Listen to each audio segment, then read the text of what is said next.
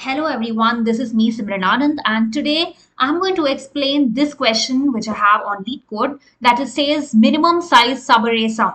So here I'm going to just read the question first. It says given an array of positive integers nums and a positive integer target, return the minimal length of a contiguous subarray of which the sum is greater than or equal to target. If there is no such subarray, return 0 instead. So what we understand from this question is that we are given we're given an array of integers, and from that we have to find the size of the smallest subarray. And you know what is subarray? The difference between a subarray and a subsequence. So subarray is always contiguous. Basically, it has all the elements in the order which is present in the given array, and they do not. It's not like it's a relative order is followed, but then rather a contiguous sequence wherein all the numbers as given in the question are placed adjacent to each other as and the order is maintained. So that is contiguous subarray. And so we have to find the length or we have to find the size of the smallest subarray whose sum of the elements will be equal to the target which is given to us, the integer target which is given to us. So basically what there are many approaches which you can come up.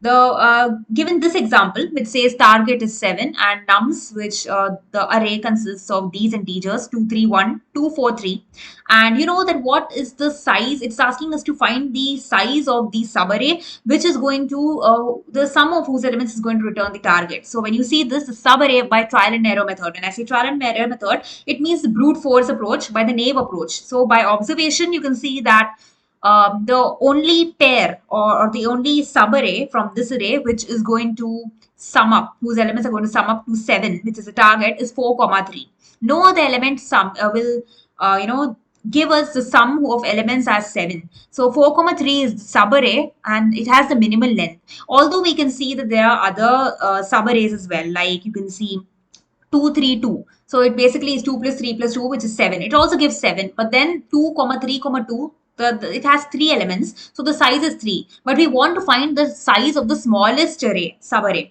which is minimum. So basically, out of all the answers we get, after all the subarrays whose elements are going to sum up to 7, we're going to find the minimal length or the minimal size of that smallest subarray. So out of that, we can see that 4 comma 3 is the minimal length under this problem constraint. So I hope I have made this question clear as possible to you.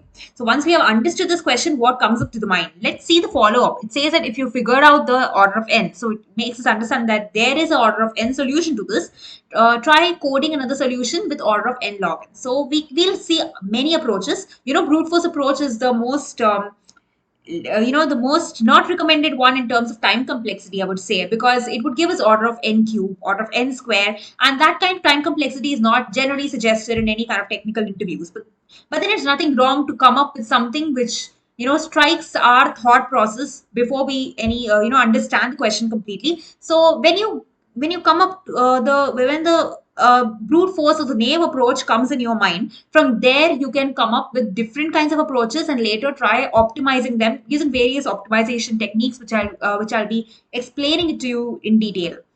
So as I've just told you, brute force approach is one, which is nothing but trial and error method. You can iterate from the nums array starting from I to n. When I said it's order of n square, it means there should be 2 for loops. And I can explain you over here right in front of me. This is the code I'm explaining for brute force. I said there should be 2 for loops for brute force approach. So for 2 for loops, obviously there should be 2 pointers, that is I and j, 2 counter variables. Now see, when I said 2 pointers, it is different from a 2 pointer approach. A 2 pointer approach can be done on with a single iteration in a for loop as well.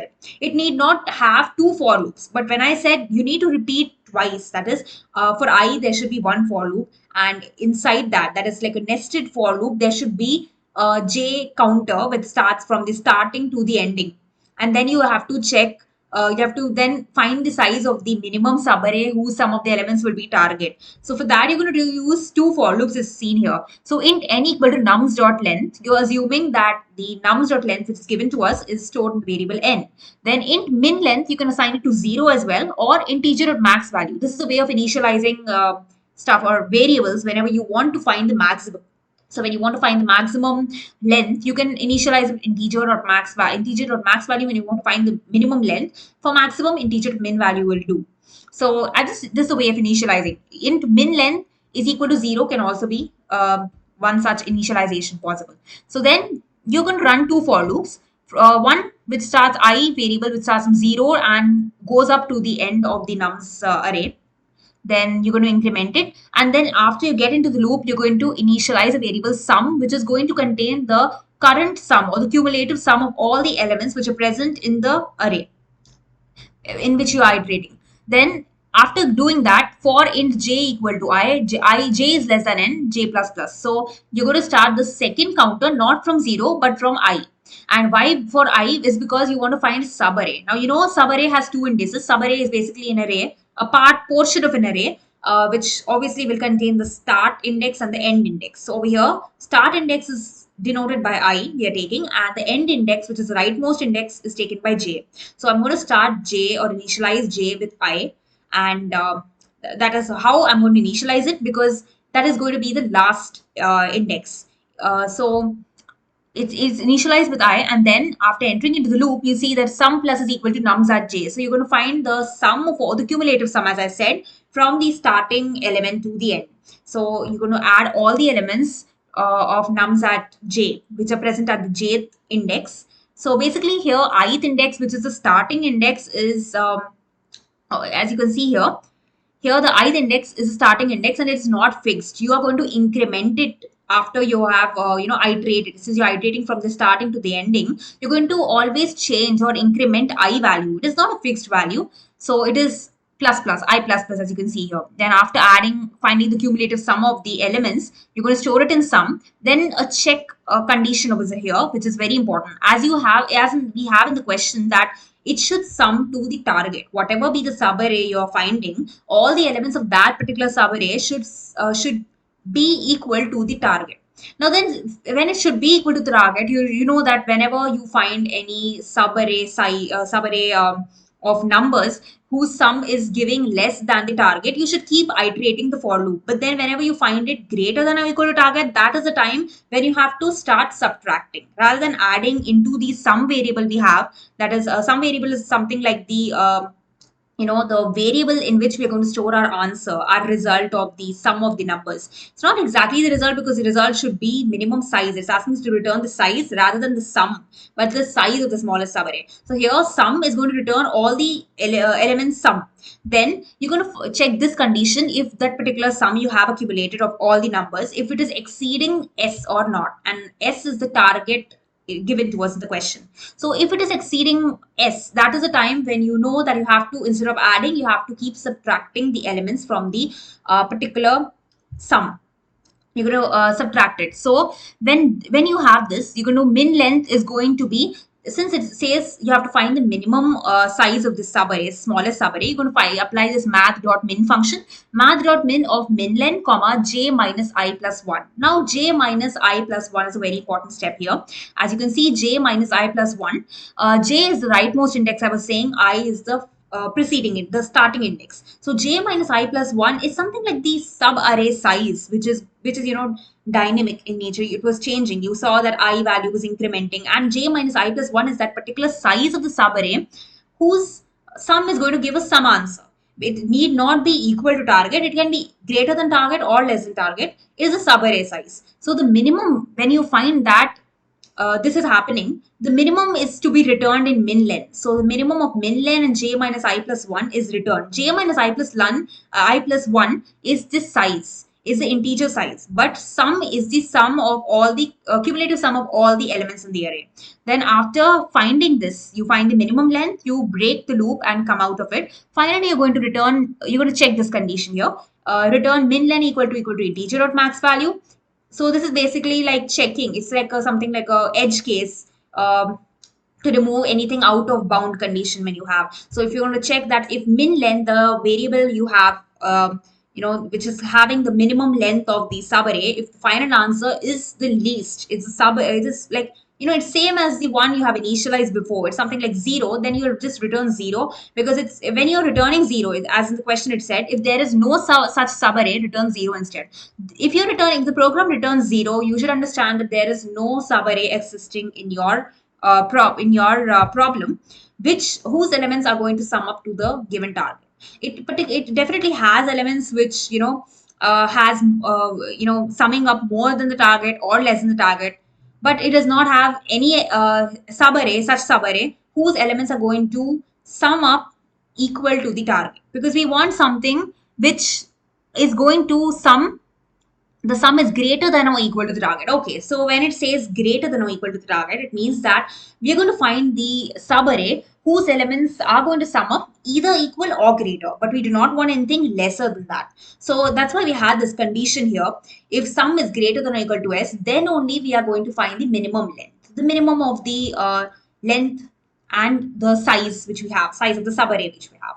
So this is what is you're going to main logic you're using here. But why it is a brute force? Obviously, you can see that you are comparing j minus I plus 1 is something, it sounds like sliding window if you have heard. I would just cover it in the next approach, but sliding window. Why a window? Because it's a subarray, it's a part of an array. So j minus I plus 1, that is right minus left plus 1, is something, it's an optimization technique. But why it is brute force and why is it taking order of n square is because of the two for loops you have.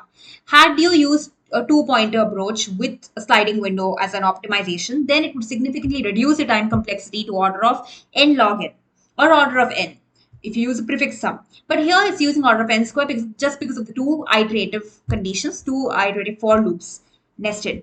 Then integer at max value, it's going to return 0. And if it is giving us a minimum, it is going to return min len. So basically min len is the final answer that is to be returned. So this is one approach I hope you have understood, and this took order of n square. Now you can see here the related topics are array, binary search, sliding window, and prefix sum. You have to understand that binary search takes order of n log n. Binary search takes log n, and before binary search, you know that it is only applied on a sorted data structure. But then the question does not have anything sorted. Obviously, this is the second case is sorted, the third case is sorted. But then in the first question, it is not sorted. So the question may have an array which may or may not be sorted, but your task should be to sort it.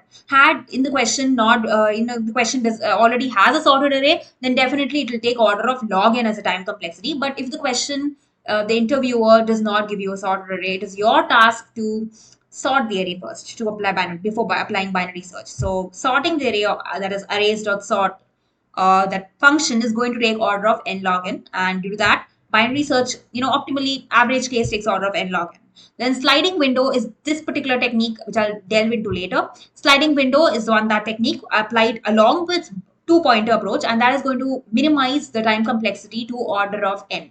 That is the optimal approach. Prefix sum is a slight variation of sliding window. It resembles sliding window, and it's basically used when you're given a range. So whenever you see keywords in the problem like range, or when you see keywords in the problem like range subquery, this is some of the variants you would come across. Maximum size subarray, in our case it's minimum size subarray. When you see questions like maximum size subarray or the all the the array, the product of the array elements except self. So that is one kind of a variant in which you can apply prefix sum. Prefix sum is basically calculating the cumulative sum of all the elements before and up to that particular point or up to that particular number which is present in the array.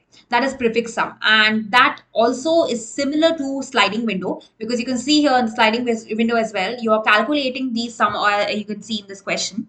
This is not sliding window, but then I'm just relating it, giving you an intuitive approach how you can relate different approaches and finally come to the most optimized one. So as I told you, here this can be optimized by reducing first of all the two for loops to one for loop. That is one optimization. Then the second optimization you can do is using sliding window as something like j minus I plus 1.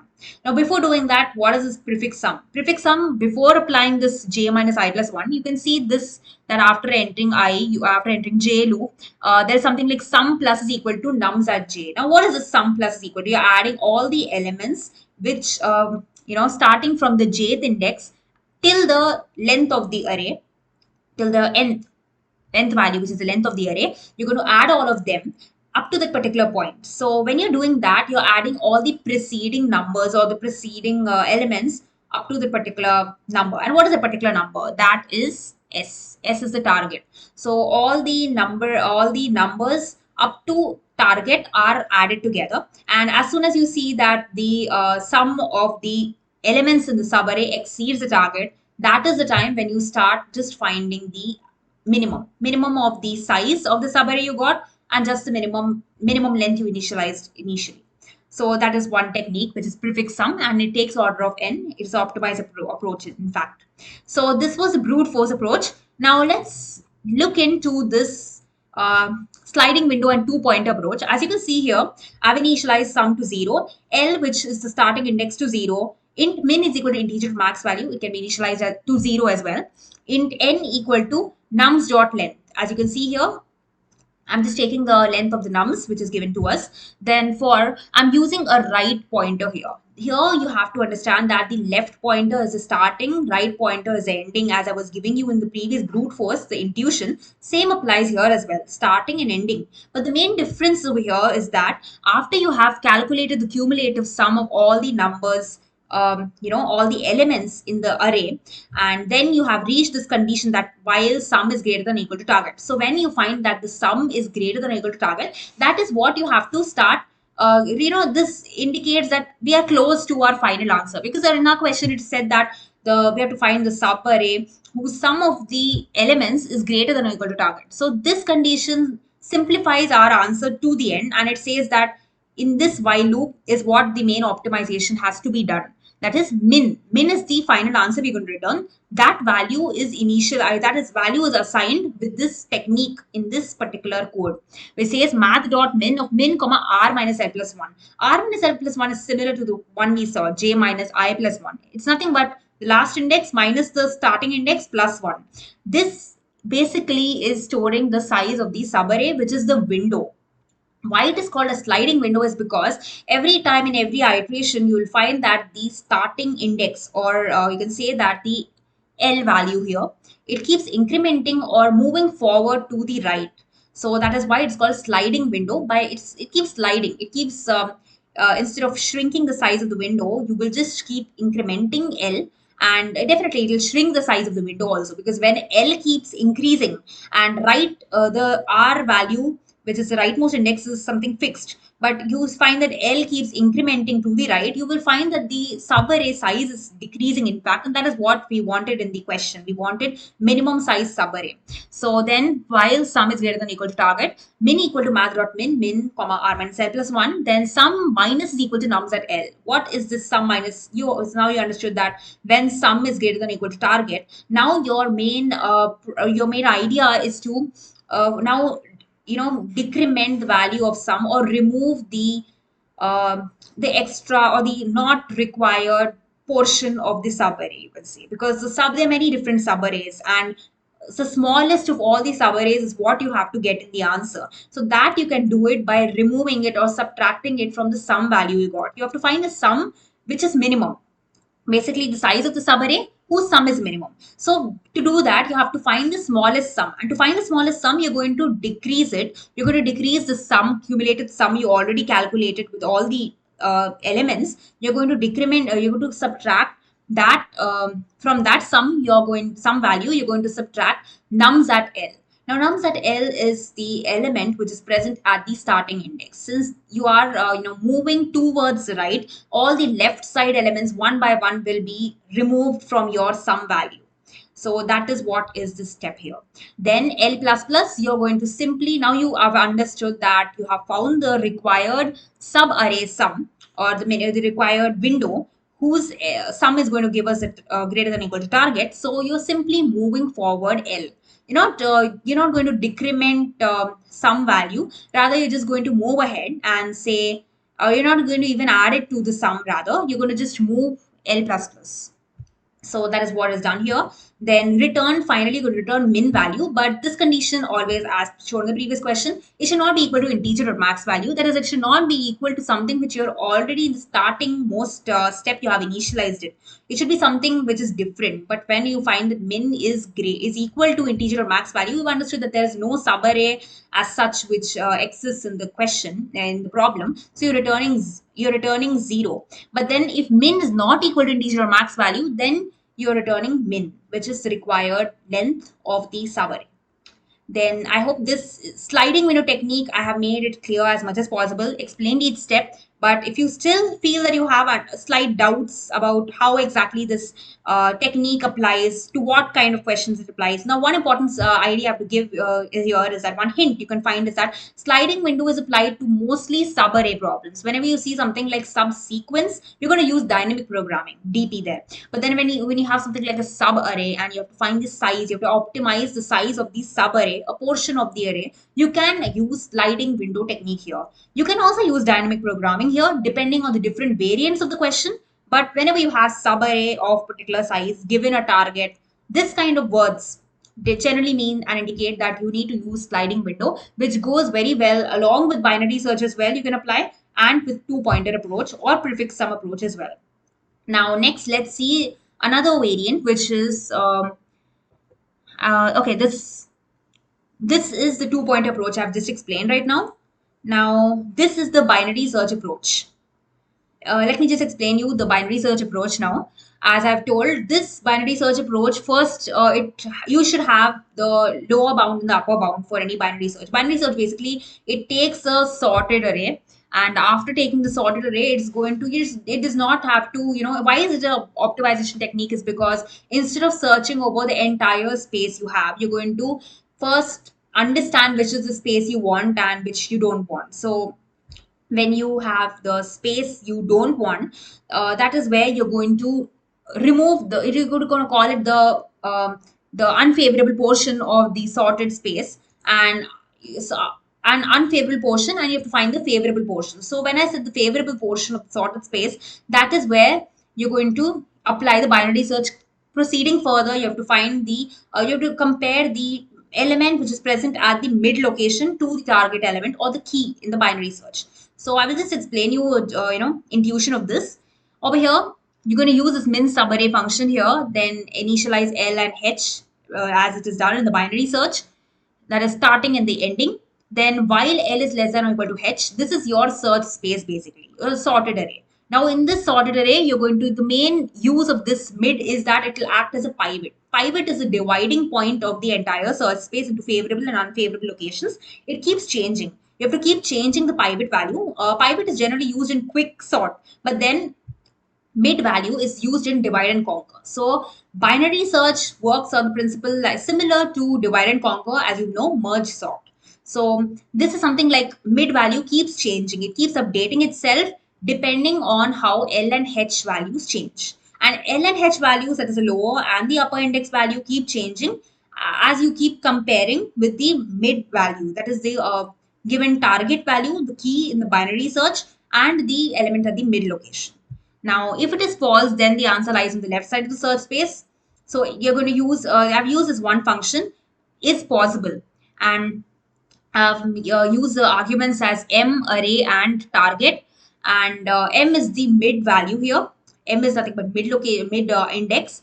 Array is the array, the number we have, the numeric array, the array question array which is given to us. Then target is the integer, integer key which is supposed to be found out in the binary search. Then if it is not possible, that is if this condition is false, you're going to increment mid value, and you're going to assign that incremented mid value to L. Basically, you're going to remove the left side of the search space, left side of the array, and you're going to move to the right side. So when you're moving to the right side, L value is supposed to be updated, and when you're moving to the left side, right value should be updated. Right value will be decremented because you're moving to the left, and if you're moving to the right, as in this case, you have to increment the left value. Now else, if this condition does not, if this condition is true, that is if it is possible condition is true, then you are going to move into this array, which into this loop. It says if it is not possible, m minus 1 are target. Now why m minus 1 is because you're going to reduce your search space here. Instead of iterating again all over, you're going to reduce your search space. M minus 1 are target, then return m. Return m is basically returning the mid index. This works purely on the principle of binary search. Else h is equal to m minus 1. Now else if this condition is true, then the answer will lie on the left side of the search space. Now when you're the answer lies in the left side of the search space, obviously you know that the upper bound of your search space is going to be decremented, and that will be decremented. How you're going to decrement it is not like L minus minus H plus plus, not like that. That was done in our previous approach, like sliding window and two pointer approach. That is where you're going to increment and decrement it like that. But then you go in our binary search approach, we are going to increment or decrement, update the values of L and H in terms of mid only. So we're going to update in terms of M value, mid value, like M minus 1. So suppose you want to reduce your search space to only the left. That is, you're going to, that your answer will lie only on the left side of the search space, and you're going to just eliminate the right side of this sorted array. Then you're going to assign, or you're going to assign the value of M minus 1 to H. L will remain 0 and H will be M minus 1. That is one way in which you're going to eliminate your right portion having only left side. I hope this makes sense. That is, you have your search array. When I said H is equal to M minus 1, you're having your search array, the sorted array, the required array in which you're going to perform your binary search. You're going to have it from 0 to M minus 1. Then finally, you're going to return 0. You can return you can, this is basically the base condition. That is nothing but if any of this condition inside the while loop does not satisfy, you're simply going to return 0, and 0 is the index of the element whose value is going to match with the target, or whose value is going to match with the key which is given to you in your binary search question. But over here, if it is not returning 0, if it is returning you some value, some index, then it's going to return this return M as the answer. It's not going to return L or H, but rather return M in our case. M here is the mid, the value of the mid here. Generally, in binary search, it depends. See, in the end, it can return L. Most of the time, you see binary search questions will like return L value at the end. Now, why L value is because you want to find the first index, the first occurrence of the first index of your subarray. That is why you're returning L. R when you want to find the right or the last index of the of your subarray. But here you're returning rather M, which is the middle or the pivot index of your search space, and that is because here M value is to be compared, that is like the average of L and H value of the subarray, and that is to be compared with your target value. So that is why you're going to return M. So this is the reason you're returning M here after entering into this for loops. Then finally, Boolean is possible. This is the main logic you're going to apply. Now, this function of binary search by DSUC is possible, is not possible. This is the driver code, basically, I can say, which will determine whether what action is to be taken, whether your search space whether you should go to the left or you should move to the right. That is determined by the return value of is possible. That is whether it is true or false, because you can see the return type is Boolean here. So Boolean is possible in M, in array, in target. If M is less than 0, return false. So you can see that if this is the basically the edge case, the corner case here, that if M is less than 0, that is M is nothing but here your you can see here M over here you have used as your middle index, the middle, okay, or the pivot index, as I said. So your middle value, or the middle position of the element in the array, that if it is less than 0, return false. In sum equal to 0, that sum will store the cumulative sum of all the numbers which are present in the subarray, maintaining the window of the subarray. Then for this is something like a prefix sum, as I said. For int I equal to 0, I less than m, I plus this, you are adding all the elements of array, or you're adding all the elements of array up to m, up to the middle index. So after doing that, you're going to check that if that particular sum you got, cumulative sum of the prefix sum you got, I can say, if it is greater than or equal to target. Now, if it is greater than or equal to target, return true, because that is what we wanted. In our question, we said that we have to return true. We have to return all the the minimum length of the contiguous subarray of which the sum is greater than or equal to its target. So this is what is satisfying our problem constraint. So we are returning true here, and if it is returning true, you can see here we have went inside the else part of this and then returned m and h correspondingly. Then after doing that, we have for int I equal to m, I less than r dot length, I plus plus. So you can see here that starting from I equal to mid. Now in our previous case, we were starting from I equal to 0 up to mid location M. But now here we are starting from M and up to array dot length. So that is basically we are pruning our search space, or are focusing on a smaller aspect of our search space by making the start index rather than 0, we are making it mid location and going towards the end of the array. After doing that, we're going to similar process we followed in this part of the code. We're going to add all the elements, that is array at I minus array at I minus m, that we're going to add it. The difference between that, now this array at I minus array at I minus m is something similar you have seen to our sliding window only. That is where we, in this case, in binary search, we have used the formula of prefix sum here, because array at I and array at I minus m are rather the elements. So we're going to find the difference between those elements which are present in the array. And then that difference is going to be added to the sum value. And then we're going to check if sum is greater than or equal to target. Or in the previous case, we have just added array at I because we have the index from 0 to middle location. But here rather we have the index from m location to the array dot length towards the end of the array. So we're going to find towards the end of the array, which is array at I minus the starting location, and the starting location is starting with m, so that's why we have used array at I minus m. I, because it was actually starting, it is something which is starting, it can start from the end also, or from any location between m and between n. So we're going to subtract that from mid m, and m was starting from m over here because that is the starting index. So basically like something like the rightmost minus the leftmost, because we want to further concentrate on the pruned part of the search space. Then we're going to do this. If sum is greater than or equal to target, return true. This is always, this condition should always imply that you have found your answer. You're closer to the answer because you found the sum of these subarray elements who are exceeding or greater than or equal to the target. That is why you're returning true here.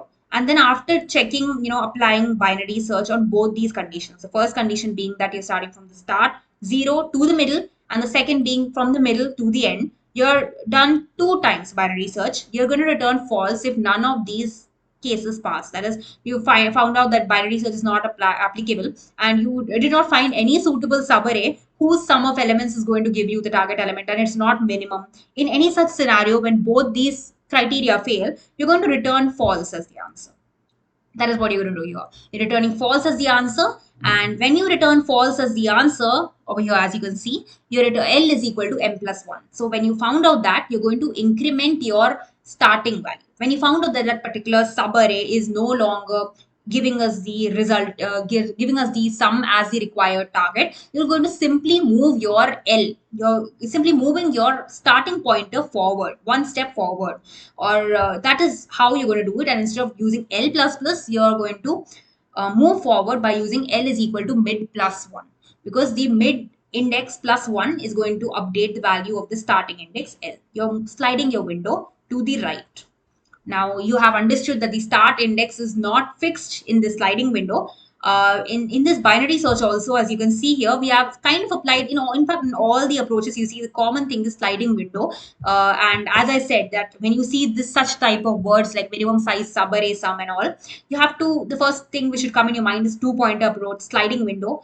These are something familiar you should be with. Binary search also is up to you. You can optimize it. Prefix sum is also up to you. You can use it for optimization, but that depends on how you can do it. But before doing binary search, it is always, you have to, you always should be kept in mind that you should have a sorted array. So you have to first sort it and then apply binary search. As you have seen here, this takes order of n log n.